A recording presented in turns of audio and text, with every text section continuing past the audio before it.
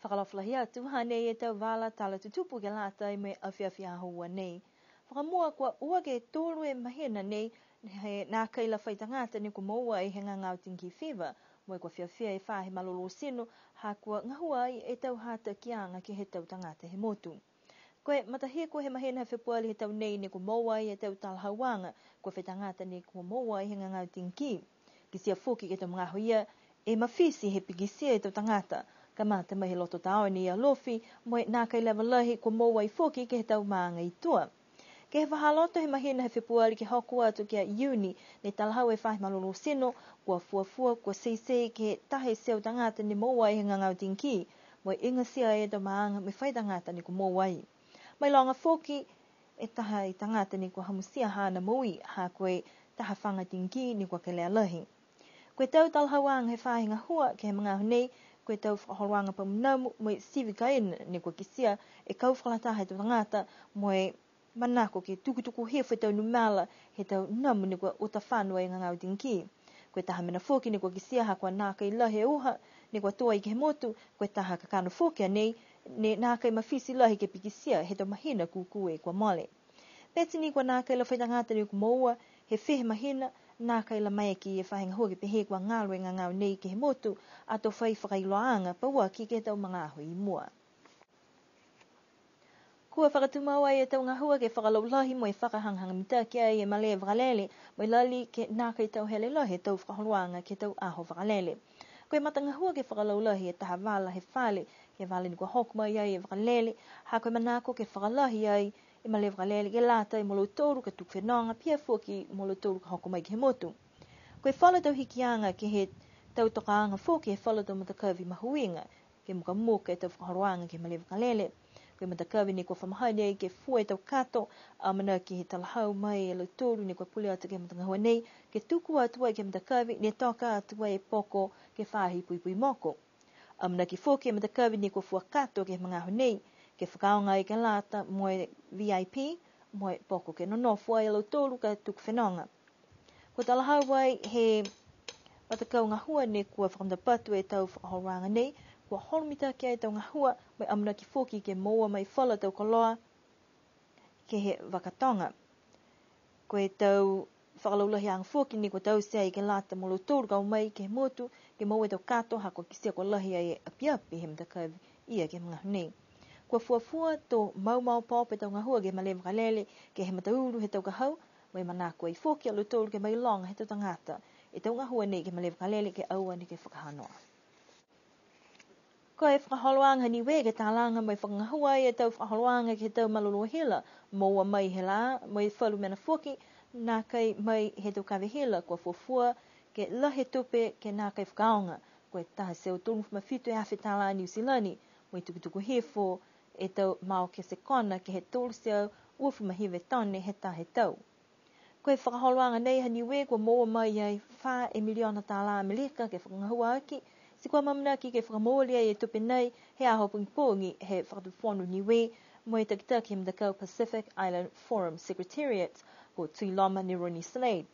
Koe tupe nei ne tohia hefo he taha whaonoanga he tau takitaki at Pasifika he tau uafi mahiwa mo e motu ko Iapana, mo e mawehea ai e motu ko Iapana ke fuaki ai ono e miliona tāla Amerika ke tau atu motu he Pasifika, ke whakaholua ki ai e tau ngahua ke he tāla ngāanga he tau koloa lang matai tunga ia ke he whakaholoanga ni we, ke he tau malolo hila mai he la. Sipihia ke tau koloa ke tāwiria ki e vai tahi. Taha nia nei he taha me veheanga ha ni we ke he whakamolianga he niwe Environmental Declaration he tau waiwhiwhitu. Ke tūmau e ngahuaanga ke mōa e tau koloa, mai tau whakahoruanga ke whakahanghanga mitaki aki e whakaongaanga he hila, mai he whalu koloa nā kai koe tau kawe hila. Koe ka mātaanga he tau whetoko ke mōa e tau tauhanga koe Brockman po ke Brockwoman, ne whakahokua he pungipungi niawhi mo i pui tuwhi ka māta mai he wāfo he loto taone. Koe whakahoruanga ke pui tuwhi 8 kilomita ka kwa hikia he pungipungi ia ke lata mo e loa pahuaki ke whakahoruanga triathlon koe hongo furu poini ua e kilomita. Koe tau tangata tāne ne kautuai e tangata whenonga vaiva ko Rick Graham, mo i whangfu ma vale minisi mo e 5 furu sekone. Tu tu ai e tau fuata motu ko poio ke sene mo BJ Rex, lima on minisi mo fang fuma we se kone. Tu tolo Hayden Porter mo tahe tula vale minisi mo tu fai a Chris James tahe tula tongfu le minisi mo fang fuma we se kone. Koe tau whiwhine mahuinga ni ke he tau whalala no nofo motu, kau tua e Vanessa Marsh, tahe tula vale minisi mo limu fumatahe se kone, tu uai a Rosa Varea, mo tahe tula ua fumawhai minisi, mo limu fumawhai se kone. Mo tu tolwai a Charlotte Siri, tahe tula tolungfu e minisi, mo fang fumaue e se kone.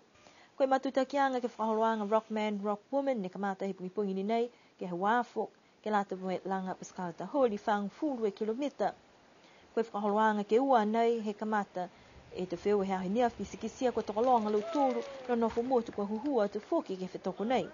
Koe langa ini nei ne koutua a John McGregor, mai he maanga ko mutalau ke tahei tula tūngu whumalia minisi mo whaang whumau e se kone.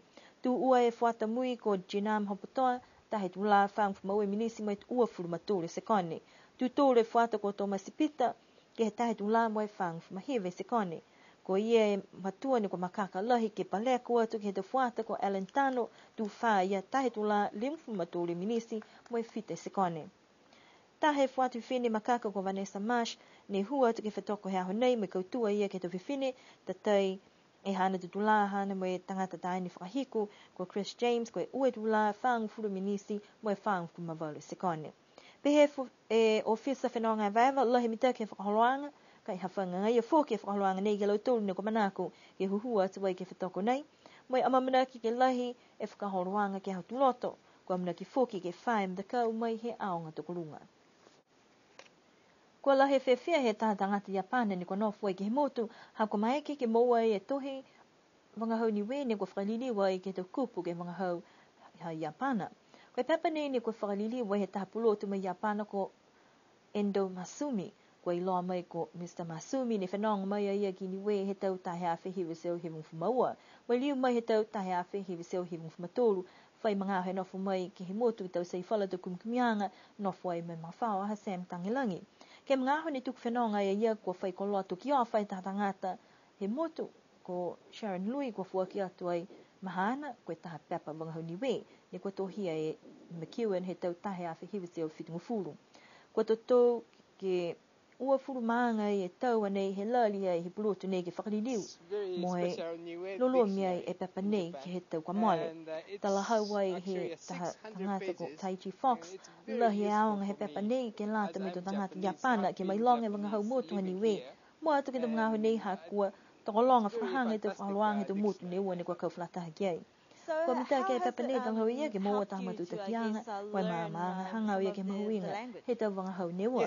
Ko te he mai a Mr. Fox, ko fuafua koe tahe seo tāla New Zealand hane ne whakamole ai ke moa e pepa nei, kai mua te mita ki hako mahuinga, ke lata moia, ke lali ke whakaako e wanga hau motu, po ke maa mai whala tau kupu whakaniwe. Ko e whakaholoanga Melbourne Cup ke he tau o sine whakahoko e tau Sivi Pulo mo e tau Pekinua. O e mtakawe ni whamahani tū mau ke oa te tangata ke Pekinua ki ai, wai Sivi Pulo ka kua kisia nā kai mahuinga lahi tau nei ke he whalu mtakawe. Koe ke mataanga kisia nā kai tokolonga lahi ke he tau Sivi Pulo, ka kisia lau tōru ne kua Pekinua, mo i tahe matutaine ne kua whakatata hana Pulo. Koe mtakawe ko Pacific Wave Bar, tokolonga fuki ni kua oa tu ke Sivi Pulo, kai nā kai longa lahi ke whakatatai ke he tau kamwale. Moha ia lahe furufuruala me long e tau tā leni ni ko whakatatai ki he whiawhi ki sia lau tōru ni ko furufuruala lahe tau lalanga Pulo. O lau tōru ko makake tau Pulo lalanga kehe. Koe tau matutaini ki sia kua mahuinga lahe ni a lau tōru ke he Pekinua. Lahe whiawhi lau tōru mua tika lau tōru ni ko peke e numela hongfu mawha ki heaho. Koe a whaiume ko mali ni whakahoko e taha pele whakahiku he tamtakau laka pihi motu mo i kisia e vevela he la. Koe whetoko whakamua ko tuapa mua lofi ni lahi e mtaki he peleha tuapa ki he kamataanga ke nonofo ke whahi peleha lofi si moa whoke tau ola whakamua he sele koe tūru e ola. Pese ia li liu mai a lofi me whakakise e makaka halau tūru ke mawhisi mo i moa e to polu kau tūai tūnufuma tūru e ola ke tūru ha tuapa. Koe tau whewe tau whiwhine, kau tūai e matakau halope, hongfuma hive ala ke hongfuru ha peka. Koe whewe whakahiku ha liku, la kepa ha kupu, moe manga ko avasele la he malolo he fahi mai uta kautua ia ha kupu liku la kepa limeola na kai whai avasele. Koe tau tutuanga usi he te whiwala kapi he tau waiwhawh maua. Kautua ia lofi tu ua ha kupu liku la kepa mai tu tōrua ia tama veiava tu whai ia tuapa. Whakakatoa toa mai he nei hatutula ta wala tala tutupu ke lata mai awhiawhia hua nei o nemo ke whanonga e ke ta wharoanga whanau e ke pule ke punga pungi moe matutaki atu fuki ke he pōtu loto hatutulu ta wala tala tutupu. Na nofwa marini po atu lidi wa tutulu ke whalewea.